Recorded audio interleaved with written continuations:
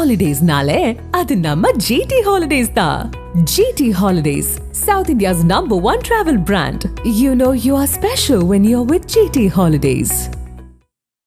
Peri engineering, arts and science, pharmacy, nursing மற்றும் physiotherapy கல்லூரிகள் சென்னை இந்தியாவில் சிறந்த உள்கட்டமைப்பு கொண்ட கல்லூரிகளில் ஒன்று. 100% வேலை வாய்ப்பினை உறுதி செய்யும் சாதனை. ஆயிரக்கணக்கான பிற கல்லூரி மாணவர்களுக்கும் வேலை தந்த பெருமை. பெரி, எங்கள் கண்களில் உங்கள் கனவுகள். 7 தலைமுறைகள் 213 வருடங்கள் பாரம்பரியம் மிக்க கைராசியான சிவராஜ் சித்த வைத்தியசாலையின் இணை நிறுவனமான சேலம் ரிஷி ஹெல்த் கேர் பெண்களுக்கான குழந்தையின்மை மற்றும் கர்ப்பப்பை சம்பந்தப்பட்ட பிரச்சனைகளுக்கு சிறப்பான சிகிச்சையும் மற்றும் மகப்பேறு மருத்துவத்திற்கான சிறப்பு ஆலோசனையும் வழங்கப்படும். தொடர்புக்கு 9842742500. வெளியூர் பயணமா? ரிசர்வேஷன் கிடைக்கலையா? படிக்கட்டு ஏறி இறங்க ரொம்ப சிரமமா இருக்கா? டிராப் டாக்ஸி புக் பண்ணுங்க. ஒரு வழி கட்டணம் மட்டுமே. டிராப் டாக்ஸி, எங்கும் எப்போதும். இந்நிலையில் காங்கிரஸ் கட்சியுடைய சிவகங்கை பாராளுமன்ற உறுப்பினர் திரு கார்த்தி சிதம்பரம் நம்மோடு இருப்பார். வணக்கம் திரு சிதம்பரம், இணைப்பில் வந்து மிக்க நன்றி. வணக்கம். நீங்க வாக்குப்பதிவு செஞ்சீங்க, உங்களுடைய தொகுதியில எப்படி இருக்கு? நம்ம வந்து ஒரு 2ஆம் கட்ட 3ஆம் கட்ட நகரம் நம்ம சொல்லலாம். வந்து பெருநகரங்கள்ல வாக்குப்பதிவு கம்மியா இருக்கும், நீங்க வாக்குப்பதிவு பண்ண இடத்துல எப்படி இருக்கு? இல்ல, வாடிக்கையா நடக்கிற மாதிரிதான் நடந்துட்டு இருக்கு. எந்த பெரிய பரபரப்புலாம் ஒண்ணும் இல்ல. வாடிக்கையா வாக்காளர்கள் எப்படி வந்து வாக்களிப்பாங்களோ அந்த அளவுக்கு தான் வாக்களிச்சுட்டு இருக்காங்க. இன்னைக்கு இருக்கக்கூடிய இந்த வாக்காளர் பட்டியல்ல வந்து கிட்டத்தட்ட 2,40,00,000 பேர் வந்து பிலோ 40 ஏஜ் இருக்காங்க. இதுல ஏதாவது சிக்னிபிகன்ஸ் இருக்கா? 50% ஆஃப் வோட்டர்ஸ். அது ஒண்ணும் இல்ல. இது வந்து ஃபர்ஸ்ட் வந்து எஸ்ஐஆருக்கு அப்புறம் இந்த இறந்து போனவங்க, ஊர் மாறினவங்க அப்படின்னு நிறைய பேர் எடுத்தாச்சு. சிலர் ஜெனுவனான ஓட்டர்ஸும் எடுத்தாச்சு. அதாவது பேஸ் இப்ப குறைஞ்சு போச்சு. அந்த மாதிரி ஒண்ணும் எனக்கு ஒண்ணும் தெரியல. எங்க தொகுதியில எல்லாம் எப்பவும் போல வாடிக்கையா நடக்கிற மாதிரிதான் அமைதியா வாக்குப்பதிவு நடக்குது. எங்களுடைய கூட்டணிக்கு இந்த பகுதியில எப்பவுமே ஒரு நல்ல வரவேற்பு இருக்கும். அதே வரவேற்பு தான் நானும் காலையில 7 மணில இருந்து நான் வந்து ரவுண்ட்ஸ்ல தான் இருக்கிறேன். எனக்கு அந்த மாதிரிதான் அதே எந்தூசியாசம் தான் எனக்கு தெரியுது. அதே லெவல் ஆஃப் சப்போர்ட் தான் எனக்கு தெரியுது. இதுல வந்து ஏதாவது ட்ரெண்ட் கணிக்க முடியுமா? இப்ப நீங்க சொன்னீங்க எங்க பகுதியில எப்பயுமே எங்களுக்கு ரொம்ப சாதகமா இருக்கும் அப்படின்னு. நேர்ல பார்க்கும் போது தான் சொல்ல முடியும். நான் வந்து இந்த செகண்டரி இன்ஃபர்மேஷன் வச்சு என்னால சொல்ல முடியாது. நான் பாக்குறேன், நான் போற பூத்துல எங்களுடைய ஏஜென்ட்ஸை நான் கேட்கும் போது எங்களுக்கு நல்லா இருக்கு, எங்களுக்கு எப்பவும் போல வர என்ற ஆதரவு வந்துட்டே தான் இருக்குன்னு சொல்றாங்க. அதனால நாங்க ரொம்ப கான்பிடண்டா இருக்கோம் இந்த பகுதியில. ரூரல் ஏரியால, அர்பன் ஏரியால அந்த மாதிரி ஏதாவது பிரிக்க முடியுதா? உங்களுக்கு அந்த மாதிரி ஏதாவது சிம்பிள்ஸ்? அது ஒன்றும் பெரிய நாங்க வந்து ஒரு பி டவுன் அப்புறம் ரூரல் ஏரியா தான் இருக்கீங்க. இங்க அதே மாதிரிதான் நான் சொன்னேன். இன்னும் எனக்கு ஒரு மத்த எலெக்ஷனுக்கும் இதுக்கும் வந்து போலிங்ல ஒண்ணு எனக்கு வித்தியாசம் எனக்கு இது வரைக்கும் தெரியல. 11:30 மணி ஆகுது, எனக்கு கூட வித்தியாசம் தெரியல. எப்பவுமே நடக்கிற எப்பவுமே நடக்கிற அளவுக்கு தான் நடந்துட்டு இருக்கு. இதுல ஒரு ஸ்பைக்கோ ஒரு டிஃபரன்ஸோ வேற எந்த இதுவும் எனக்கு தெரியல. நீங்க அதனால சோசியல் மீடியால வர்றதை வச்சுக்கிட்டே எல்லாரும் கிரவுண்ட்ல இருக்கிறது அதுக்கு ரிஃப்ளெக்ஷன் நினைச்சிடக்கூடாது. நம்ம 9 o'clock நிலவரப்படி 17.56% வாக்குகள் பதிவாயிருந்துச்சு. 11 o'clock நிலவரப்படி 25-30% வரைக்கும் இருந்தாங்க. இன்னும் 8 கன்ஃபார்ம் ரிப்போர்ட் வர முடியுது. ஓவராலா வந்து ஒரு நம்ம நார்மலாவே 70% போலிங் தமிழ்நாட்டில் ஆகும். இந்த முறை வந்து அது 80 நெருங்கும் நினைக்கிறீங்களா? இது பர்சன்டேஜ் தப்பு. இந்த பர்சன்டேஜே நீங்க வந்து கம்பேர் பண்றது தப்பு. ஏன்னா பேஸ் குறைஞ்சு போயிடுச்சுல.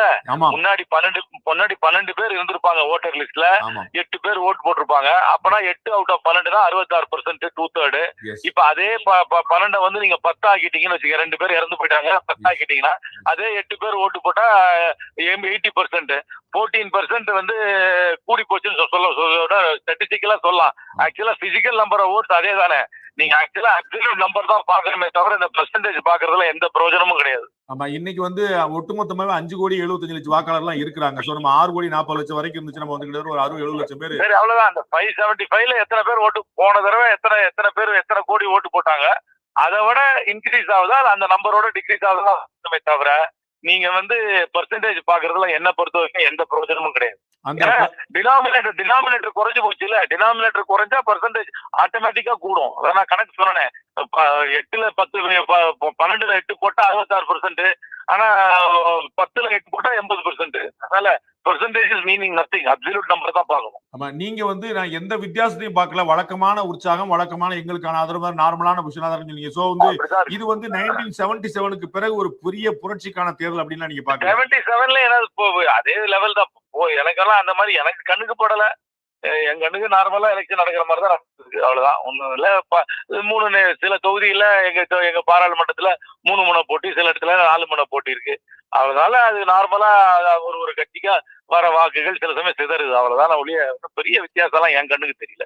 நார்மலா நம்ம வந்து இருமுனை போட்டி தான் தமிழ்நாடு இது வரைக்கும் வந்து எப்பயுமே கண்டிருக்கு. நமக்கு வந்து திமுக இந்த மும்முனைன்னு சொல்லக்கூடிய 3வது முனை வந்து எப்பயுமே வந்து ஒரு 10% தொட்டது இல்ல. பட் இந்த முறை வந்து நீங்களே குறிப்பிட்ட போல இப்ப உங்களுடைய மாவட்டத்தில் இருக்கக்கூடிய காரைக்குடியில வந்து 4 முனை போட்டி இருக்குது, பல இடங்களில் 3 முனை போட்டி இருக்கு. இந்த மாதிரி அங்கங்க இந்த ஓட் ஸ்பிளிட் ஆகுங்கிறது வந்து அன்பிரடிக்டபிள் டைரக்ஷன் நோக்கி நகருமா? இல்ல, எனக்கு அது அன்பிரடிக்டபிளே தெரியல. எங்களுடைய சப்போர்ட் பேஸ், எங்களோட பலம் இன்டாக்டா தான் இருக்கு. எங்களுக்கு ஒன்றும் பெரிய அது எனக்கு படவே இல்லை. இன்னைக்கு காலையில ஓட்டிங் பர்சன்டேஜ பார்த்து என்னுடைய பூத்ல இருக்கிற வெளியே இருக்கிற எங்களுடைய பார்ட்டி மெம்பர்ஸை கேட்டா அவங்க எல்லாம் அதே லெவல் ஆஃப் கான்பிடன்ஸ் எல்லாம் இருக்கிறாங்க. எனக்கு எங்கேயுமே எனக்கு டிப்பு தெரியல, எனக்கு கண்ணுக்கு தெரியல. இல்ல நான் கேட்கறது ஐ கேன் அண்டர்ஸ்டாண்ட். நான் கேட்கறது வந்து இருமுனை தாண்டி மும்முனை 4 கண்டஸ்ட் வரும்போது அதுல ஏதாவது நம்ம எதிர்பார்க்காத விஷயங்கள் நடக்க வாய்ப்பு இருக்காங்கிறது என்னுடைய டவுட். தெரியல, அது எதிர்பார்க்காது நடக்கலாம். பால் டர்ன் ஆகலாம், பால் உருளலாம், என்ன வேணா ஆகலாம்ல கிரிக்கெட் பிச்சில. எனக்கு தெரிஞ்ச வரைக்கும் இது வரைக்கும் பால் வர பால நாங்க அடிச்சுட்டே தான் இருக்கிறோம்.